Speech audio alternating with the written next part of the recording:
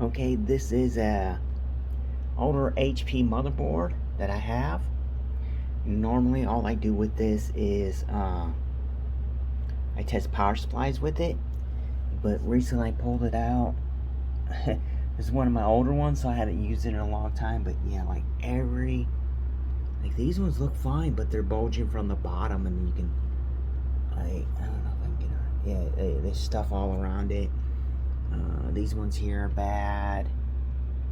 That one's bad. That one's bad. So and over here's bad. System does turn on.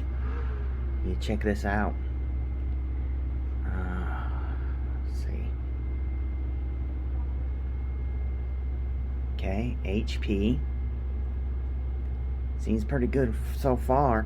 Normally it tries to go on the OS and it reboots. Sometimes you hit F2 and it says, you know, like it's gonna go into Windows 7.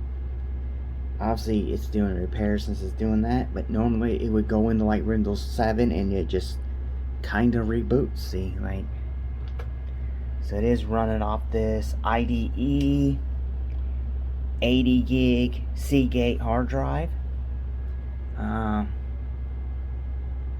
Last time when I just turned it on to see if it was doing the same thing, kind of got to this boot problem here, and then the system just kind of freezes up. So what I'm going to do is I have some old capacitors that I took off different boards that are, the capacitors are good. I'm going to try to replace all these and then see if I can get into Windows. Even like I even tried hooking up a DVD ROM up to it and do like a fresh install. Maybe the OS on this drive got corrupted somehow, so I tried to redo it again, and it goes to install and it just reboots. So like this is the best it's done. It's, you know, it's got to be froze, because otherwise it just, the whole system just reboots no matter what. I have this drive hooked up or that drive hooked up, or another one that's another 40 gig IDE drive I have, or through a thumb drive, whatever, it just kind of reboots. So I'm gonna try replacing these capacitors, and then I'll be back in a short time.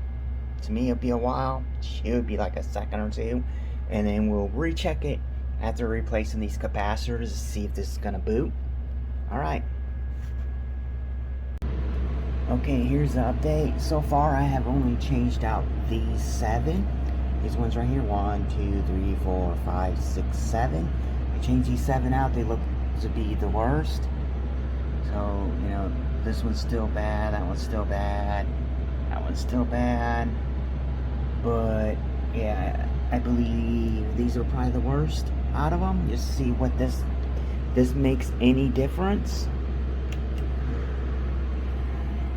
Okay.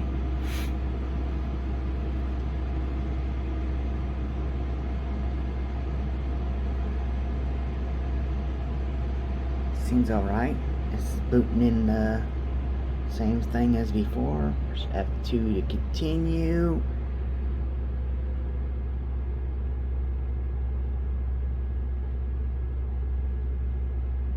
It probably do the same thing. Probably freeze up.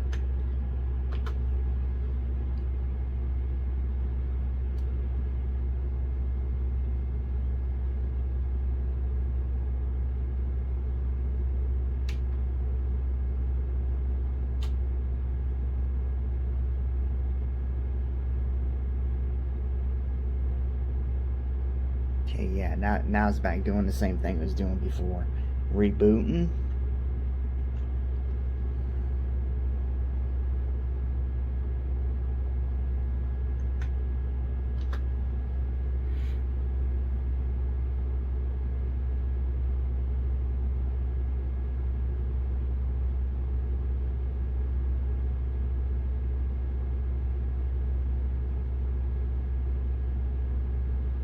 Okay.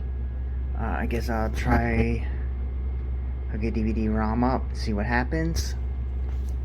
Because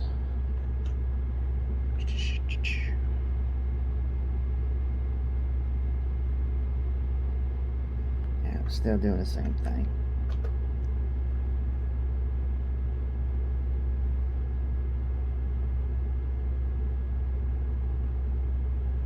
Yeah, maybe that fixed it, because now it's actually looks like an OS issue maybe. So I'm gonna hook in DVD-ROM and try to do reinstall the operating system and see what happens. Okay, you see, I hooked the SATA DVD-ROM up, put a Windows 7 disk in. Windows is loading. So just see what happens. Definitely way farther than before. So I'm hoping changing these ones out helped it. I'm gonna replace other ones too, but yeah, them ones looked the worst, so maybe this kind of fixes the issue.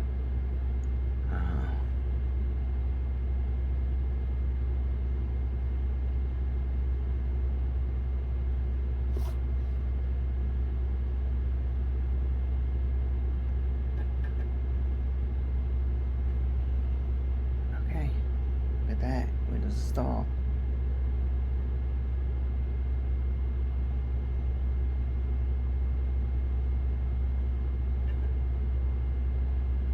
Okay, seems like it's doing all right.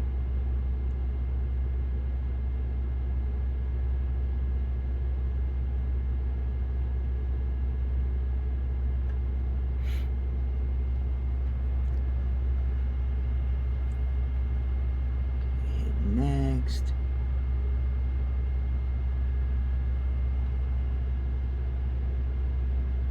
This disc is old. I don't even remember where I got this from. It has like all different versions of Windows 7 on it.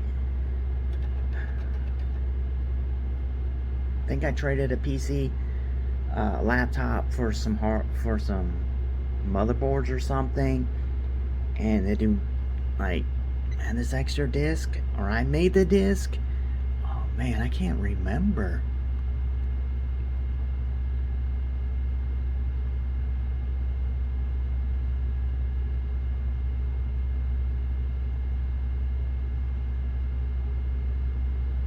So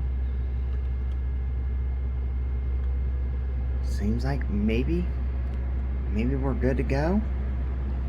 Okay, won't make you watch this whole thing because it's gonna take forever, because this is an IDE hard drive. You see, it's gonna take a good amount of time, so I'm just gonna recut back whenever Windows installs, if it actually finishes, and then give you an update on it in a couple seconds. Like, okay, just a little quick update. After changing these caps here, I went to install Windows 7 Ultimate using the DVD-ROM, and once it was done, I came back and it was blue screened, and that's all I would keep doing. So then went ahead and went to reinstall it, but then some reason it said it didn't have the drivers for the DVD-ROM, but the DVD-ROM was working because Windows was on the screen and saying it didn't have one to find drivers. Hit OK a couple times, and then the drive just like wasn't showing up. So it's like, okay, so I got another disk out, and now I'm reinstalling Windows 7 onto here. It's at 40%. Hopefully this takes care of it. Just a little short update on the progress and not progress.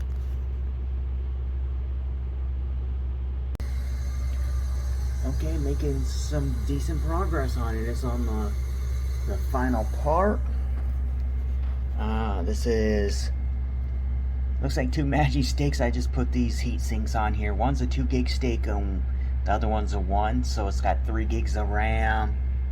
Here's a picture again of the new capacitor. Well, used capacitors on here. I still haven't replaced these ones here. DVD's out, as you can see. Okay, 80 gig hard drive. Seems pretty good. this board has a DVI, VGA, and what's that? 1, 2, 3, 4 USB 2s. USB 2.0s. You know, it's an audio, keyboard and mouse. I think that's digital audio. I don't know what the heck. Can't tell. Okay.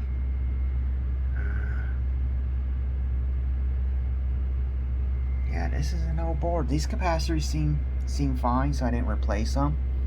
Well, I didn't. I'm not going to, but I'm gonna replace that one there. This one. Replace this one. This one here. This one here. I think that's all. I think these other ones are fine. Maybe. It seems like it's up a little bit. I can't really tell. I have to look even more. But yeah, I guess I'll kick into the next part once this part's actually done, because it seems like it's gonna. Oh, never mind. I was gonna stop recording because it seemed like it's taking a little bit. Seems like it's doing pretty good. I actually went to the full screen, which is odd, because like I said in other videos, this is a 1920 by 1200 display monitor. So you see, okay, it's rebooting. Gonna have to hit the F2 because like there's no system fan hooked in. See, yeah, it says error, system fan, system PC prevented from damage. There's no system fan up. It's not in a case, so there's no reason to have that right now. Okay, hitting F2 to continue. Starting Windows.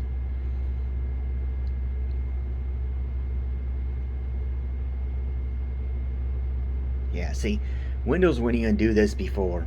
It like, I could not get it to install. Even if this drive was like corrupt for some reason, when I would try to install it, it would go to, like it was wanting to load Windows, and then it would just restart. Then I might get in it where it goes to install part. Well, once it goes to install part and you do the last part where it's installing, it actually just restart.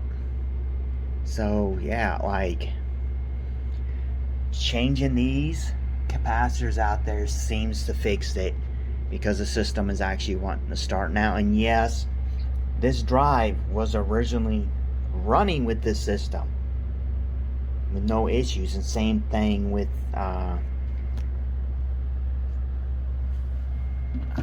like this 40 gig drive.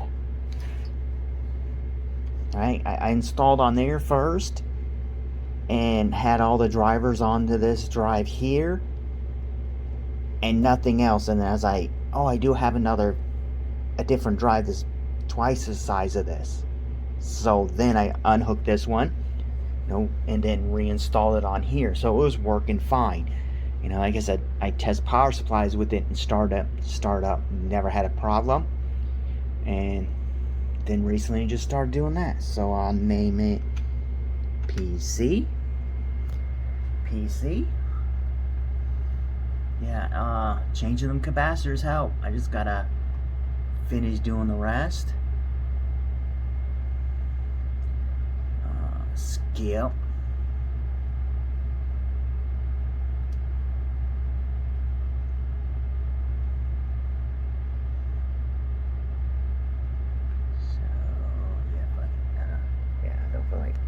So it's actually running.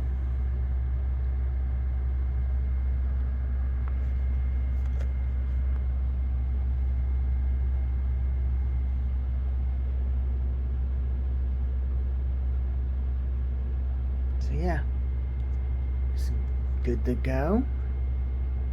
There you go, start Windows up. But yeah, changing these capacitors out helped.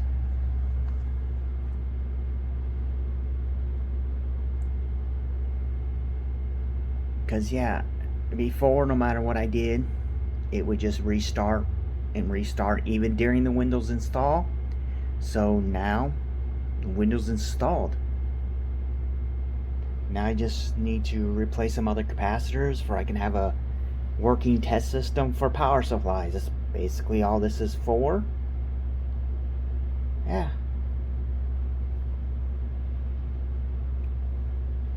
Thank you for watching.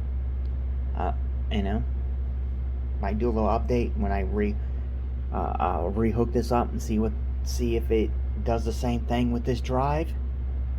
Yeah, everything seems to be good. There you go. Okay, here's a little update again. There's a lot of little cuts in this video, but I just curious, so I hooked the 40 gig IDE hard drive in it. You know, everything's the same. So I can hit the power button, and now this drive was basically the same as this drive software wise, because I did all the updates, and then I hooked this up and reinstalled the operating system because I wanted the 80 gigs instead of the 40 gigs. Hitting F2, and originally this had Windows 7 Pro on that drive, so I believe so. But yeah, it's starting. And before, with that drive in, it would just either the whole system would restart or it would just freeze.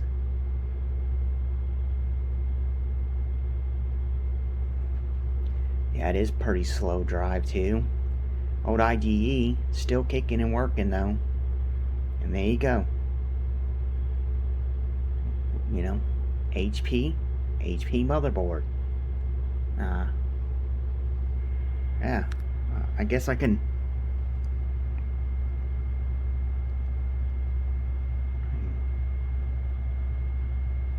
go to the control panel, system. You can see here it is not seriously old, but it's an older system. Intel Pentium dual core is a E3180, 2 gigahertz. It's got 3 gigs of RAM in it. Like I said, so it's a 2 gig and a 1 gig.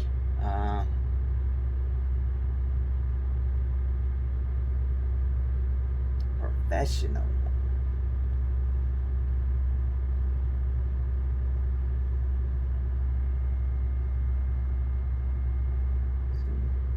What that is. Yeah, it's working now after changing these capacitors out. It's all good. Now I just have to replace other ones, but I won't do an update on that. Yeah, all this is a test motherboard and hard drive to check power supply and see if it turns on, because I feel no tester does a good job, but you never really know till you hook it to a board. Because I used to have a power supply tester, and one day it said the power supply was perfectly fine. Then when I hooked it up into the system, it burned up a motherboard. So after that, I do it like this. So say this power supply was bad in some way and would burn a motherboard out, I'd rather have it, you know, like burn this motherboard up, cause this board to go bad, instead of a good one. So that's why I need an operating system on it, because I'll just leave this running.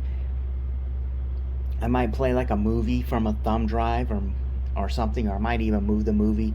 Usually I do from a thumb drive. I might just move a movie over to the drive and then let the movie run in a loop so it's still running. And then if it like shuts off or something, obviously you know something's bad. But if it's still running every time you look at it, then you know it's good. So I usually I try to run the movie at least once. Yeah, it's all It's all good now, besides finishing replacing the caps. So these ones over here, these two top ones were the worst. Let's see, like you can see, like here's one. Yeah, let it focus. Yeah, it's bulging at the bottom, but the top looks fine. Okay. Another one you can see from the top looks terrible. Same thing, bulging from the bottom. This one, if it's in the board, looks fine, right? From the top, looks like a little rust there. Same thing at the bottom, it's bulging out. See if I can get it. Yeah, see that? Okay, and then this one here too looks good from the top, but it's bulging from the bottom too. I think this is the worst one. Top looks fine. Looks like it's kind of a little bit out, but to the eye it looks fine. But then you get to the bottom and like, yeah, it's like it's exploding out. Yeah. Them are the ones I replaced. I have 5 more, and I think there's 5 on the board. And oh, there's another one over here I took off. Same thing here. Look at that. That rubber looks like it's almost completely out. See that? Right, yeah, look, like, focus right here. Right here, right here. Okay? Don't focus right there. It's fine. Get that shit, get that out of there. Okay, see, like, yeah, you can't get it. But from the top, it looks fine. It's coming out from the bottom. Okay. So the system is back up and running again. My test board is back up and running with the E2180. I think that's the best CPU I have to go in this board. I'd rather have one that has 4 DIMM slots, but the other motherboard I have has really low end CPU. I guess I could do that, but I have no cooler for it. Change this one out, but that's it on this video. I got, the board's back up and running just by changing some capacitors out. I guess this is the end of the video. Thank you for watching. Probably all the little jump cuts in there, probably pretty annoying, but I do a lot of video editing for myself, so I'll start practicing a little bit more and just get a little better at it, I guess. And thank you for watching. This is the end of it.